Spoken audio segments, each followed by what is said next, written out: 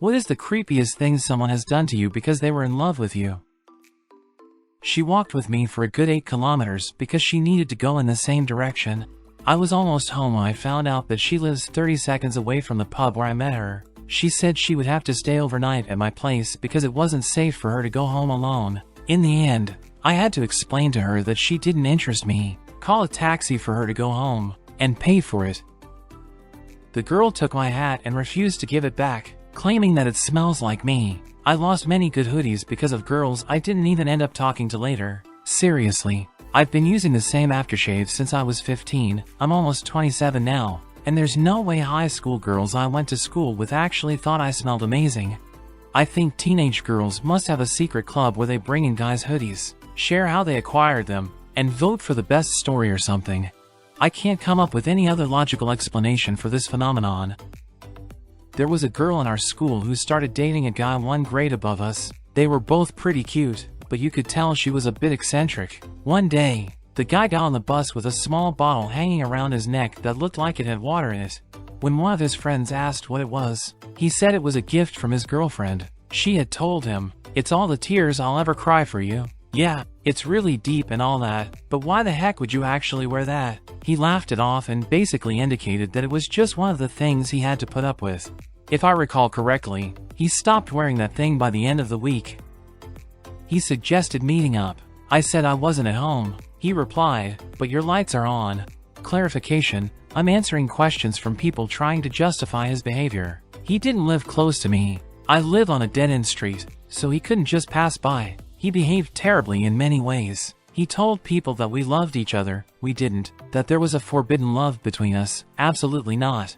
And for years, he kept sending me messages. I stopped responding in the first year. I was 15 to 23. He was 23 to 31. Even when I lived in another city, he continued telling people about our love. He acted like a normal, nice guy, so it was hard for people to believe me. I had to deny many times that I had never kissed him.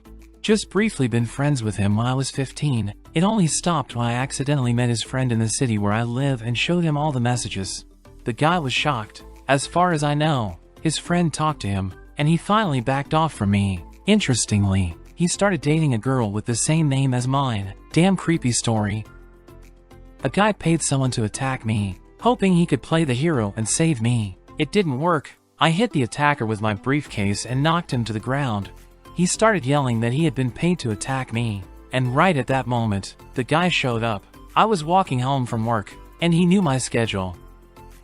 I found out that he had been telling my colleagues that we had been dating for several weeks, even though I had never spoken to the guy in my life.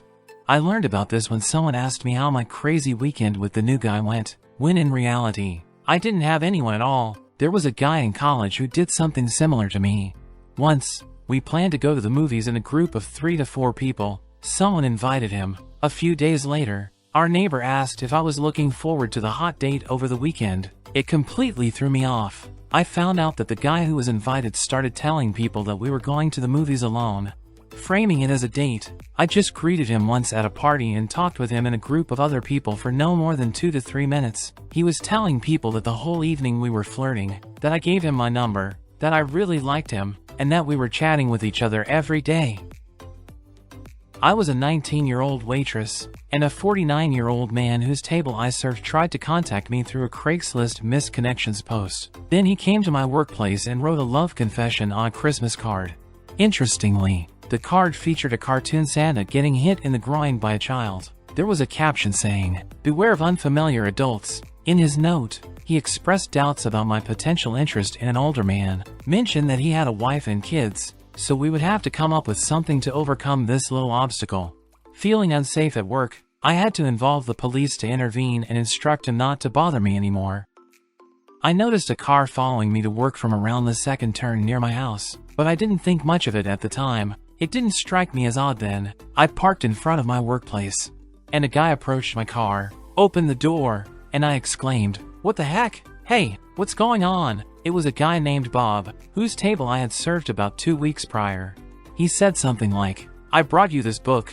In our conversation, I mentioned that I loved reading, and he recommended an author to me. I was still a bit uneasy about him opening my car door, and there was no one else in the parking lot but us, so I quickly thanked him. After that, he said, "Didn't you notice my car following you all the way here? I was waving from the window, but you didn't look back.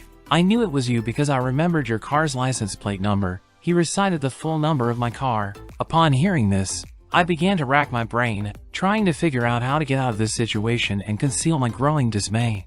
I don't even remember exactly what I replied, but something like, "Oh, no, I didn't see you, but you know, it's time for me to go. But wait, that's not all."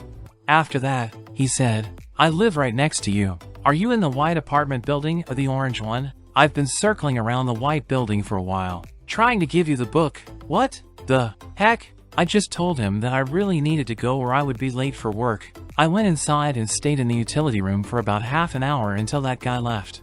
I reported everything to management, and they put him on the blacklist. In high school, I came home after classes and found that the guy who had a crush on me, a college-aged young man, was sitting on our couch chatting with my parents. What the heck? Up until that point, I had only been on 2 completely platonic dates with him. I was just friends with him, but he had much more on his mind. He even told my parents that he wanted to marry me because, in his words, I was such an innocent angel. Needless to say, I never spoke to that guy again, although he continued to message and call me for a long time. I have an acquaintance with a mental disorder who, at one point, had feelings for me and engaged in various stalking behaviors. For instance, she would come to my workplace, change her phone number 4 times so that I would answer her calls. She also ran away from home, took a 6-hour bus ride to the city, then messaged me saying she changed her mind, asked me to pick her up, and drive her back home. I never showed any interest in her. On the contrary, I repeatedly told her that we would never be together, but it seemed to go in one ear and out the other. However, the crap she pulled towards me pales in comparison to what she did to another guy she had feelings for. He lived in a house with a few friends, and their home was a spot for regular gatherings with a large number of people. As a result, their doors were almost never locked. She entered the house during the day when everyone was at work, and when he returned, she was sleeping on his bed. He had to threaten to call the police for her to leave. A guy who saw me working at Subway once brought his entire family to introduce them to me. I wasn't even acquainted with him. I only knew who he was because a week prior, he was there with a group of guys who stared at me for over an hour. This guy asked so many questions about me after that. My colleagues started warning me about him, so I could avoid encountering him. He walked 10 miles barefoot to tell me that he had a dream where God told him that we should be together. I thought he would leave, but he hid behind my car and waited for me to finish work so he could continue convincing me that we were soulmates.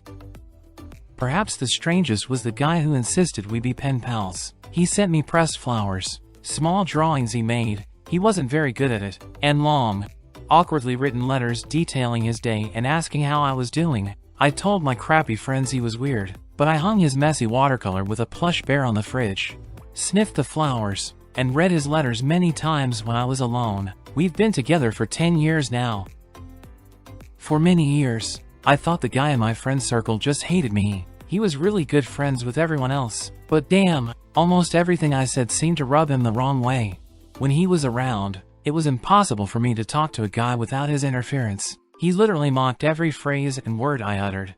So, for many years, it was this cycle where he would come back to hang out with the group, then I would somehow upset him, spend time apologizing to him in person, then he would disappear for months before it all repeated again. The last time he returned, as usual, I found myself apologizing after everyone had dispersed in the evening.